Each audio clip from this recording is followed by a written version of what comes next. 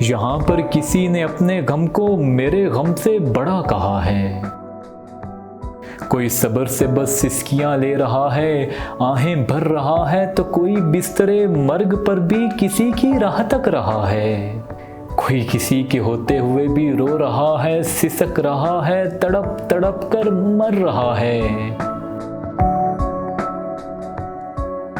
مجھے تو کوئی غم بھی نہیں ہے، مگر میں تکلیف میں ہوں۔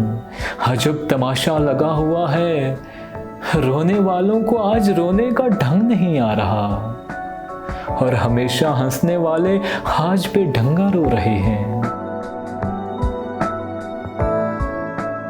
زندگی موت کے رستے میں کھڑی اسے ٹالے جا رہی ہے، مگر ہم بضد ہیں کہ موت کے گلے جا لگیں، درد کے سارے پھاٹک ہم پر بند ہو جائیں، یا تو آج مر جائیں یا تیری موجودگی منائیں، دونوں مل کر کھیلیں یہ بازی، آؤ اس بار درد سے جیت جائیں، آؤ اس بار درد سے جیت جائیں۔